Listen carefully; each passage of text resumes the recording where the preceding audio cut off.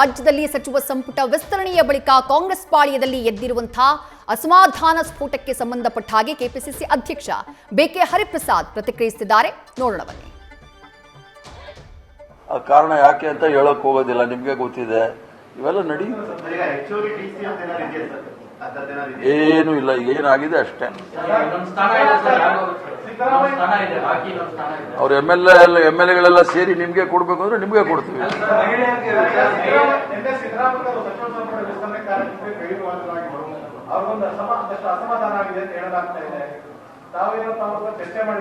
ನನಗೆ ಯಾರು ಅಸಮಾಧಾನ ಆಗಿದೆ ಅಂತ ಹೇಳಿಲ್ಲ. ನೀವು ಹೇಳೋದೇ ಕೇಳೋದು ನನಗೆ ವರದಿ, ವಿಶೇಷ ಸುದ್ದಿ.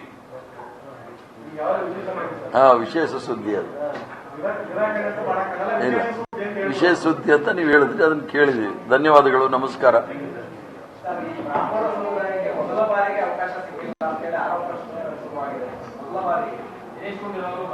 ಈಗ ಒಂದೇ ಸಮುದಾಯಕ್ಕೆ ಮೊದಲ ಬಾರಿಗೆ ಸಿಕ್ಕಿಲ್ಲ ಅನ್ನೋದಲ್ಲ, ಬಹಳ ಸಮುದಾಯಗಳಿದೆ. ಯಾವ ಸಮುದಾಯಗಳಿಗೆ ಅವಕಾಶಗಳು ಸಿಕ್ಕಿಲ್ಲ ಆ ಸಮುದಾಯಗಳನ್ನ ನಾವು ಜೋಡಿಸ್ಲಿಕ್ಕೆ ಪ್ರಯತ್ನ ಮಾಡಿದ್ವಿ. ಈಗ ಅದಕ್ಕೆ ನಾನು ಹೇಳಿದ್ದು, ಈಗ ಮಣ್ಕಾಳ್ ವೈದ್ಯ ಬೆಸ್ತರು, ಅವ್ರಿಗೂ ಅವಕಾಶಗಳು ಸಿಕ್ಕಿಲ್ಲ. ಆ ಥರ ಬಹಳ ಸಮುದಾಯಗಳಿದೆ. ಬಹಳ ದೊಡ್ಡ ದೇಶ, ದೊಡ್ಡ ರಾಜ್ಯ, 224 ಜನ, 140 ಜನ ಕಾಂಗ್ರೆಸ್ ಪಕ್ಷದಲ್ಲಿ ಇರೋರು, 40 ಜನ ವಿಧಾನ ಪರಿಷತ್ತಲ್ಲಿ ಇದ್ದಾರೆ. ಎಲ್ರಿಗೂ ಸಹ ಸಮಾಧಾನ ಮಾಡೋದು ಸ್ವಲ್ಪ ಕಷ್ಟ, ಸರಿ ಹೋಗುತ್ತೆ.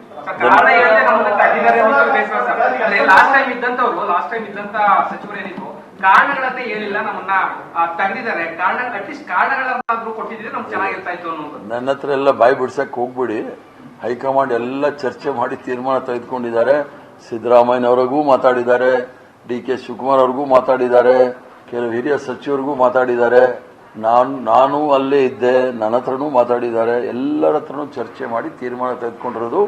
ಎಲ್ರಿಗೂ ಸಮಾಧಾನ ಮಾಡೋಕ್ಕಾಗಲ್ಲ, ಬಟ್ ಎಲ್ರಿಗೂ ಸಹ ನಾವು ಶಾಂತಿ ಮಾಡ್ತೀವಿ.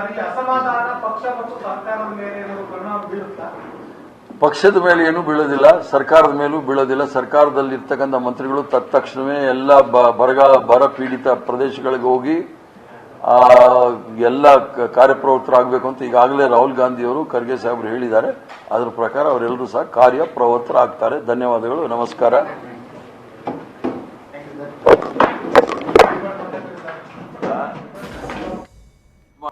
ಅಸಮಾಧಾನ ಯಾರಿಗೂ ಆಗಿಲ್ಲ. ಅಸಮಾಧಾನ ಆಗಿರೋದು ಭಾರತೀಯ ಜನತಾ ಪಾರ್ಟಿ ಅವರಿಗೆ. ಕಾಂಗ್ರೆಸ್ ಪಕ್ಷದಲ್ಲಿ ಇರ್ತಕ್ಕಂಥವರು ಅವರ ಅನಿಸಿಕೆಗಳನ್ನು ಹೇಳಿದ್ದಾರೆ ವಿನಃ ರಾಜೀನಾಮೆ ಪತ್ರಿಕೆ, ನಮ್ಮ ರಾಜೀನಾಮೆ ಕೊಟ್ಟಿರ್ತಕ್ಕಂಥ ವಿಚಾರಗಳು ಬೇರೆ. ಭಾರತೀಯ ಜನತಾ ಪಾರ್ಟಿಯವರು ಸರ್ಕಾರ ಮಾಡೋ ಸಂದರ್ಭದಲ್ಲಿ ಎಷ್ಟು ಸಮತೋಲನವನ್ನ ಕಾಪಾಡಿಕೊಂಡಿದ್ದಾರೆ, ಅದನ್ನ ಮೊಟ್ಟ ಮೊದಲನೇದಾಗಿ ಅವರು ಸ್ವಲ್ಪ ನೋಡೋದು ಬಹಳ ಉತ್ತಮ.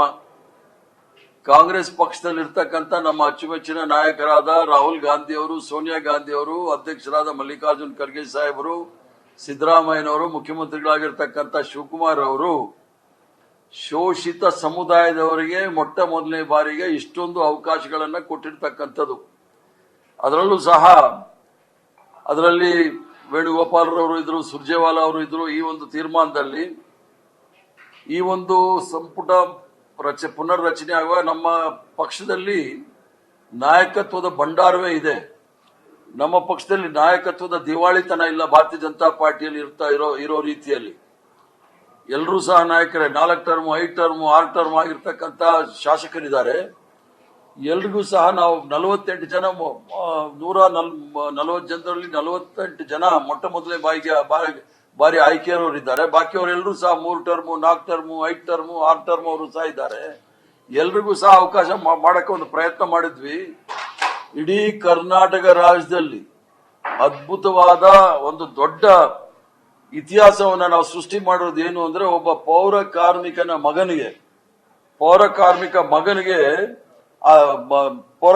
ದಂಪತಿಗಳು ಏನಿದ್ರು ಅವ್ರ ಮಗನಿಗೂ ಸಹ ನಾವು ಮಂತ್ರಿ ಮಾಡಿದೀವಿ. ಈ ಇತಿಹಾಸ ಎಲ್ಲಾದ್ರೂ ಸಿಗುತ್ತೇನು ಭಾರತೀಯ ಜನತಾ ಪಾರ್ಟಿಯಲ್ಲಿ? ಅದರ ಜೊತೆಗೆ ನಮ್ಮ ಬೊಮ್ಮಾಯಿಯವರಿದ್ರು, ಬೊಮ್ಮಾಯಿಯವರು ಸಾಹೇಬರು ಇದ್ದಾಗ 13 ಜಿಲ್ಲೆಗಳಿಗೆ ಪ್ರಾತಿನಿಧ್ಯ ಇರಲಿಲ್ಲ. ಕೆಲವು ಜಾತಿಗಳನ್ನ ಕೈಯೇ ಬಿಟ್ಬಿಟ್ಟಿದ್ರು. ನಾವು ಎಲ್ಲಾ ಜಿಲ್ಲೆಗೂ ಅವಕಾಶಗಳನ್ನ ಕೊಡಬೇಕು ಅಂತ ಬಹುತೇಕ ಜಿಲ್ಲೆಗಳಲ್ಲಿ ಅವಕಾಶ ಮಾಡಿಕೊಟ್ಟಿದ್ದೀವಿ. ನ್ಯೂಸ್ ಫಸ್ಟ್ ನಿರ್ಭೀತಿಯಿಂದ ನಿಮ್ಮ ಪರವಾಗಿ.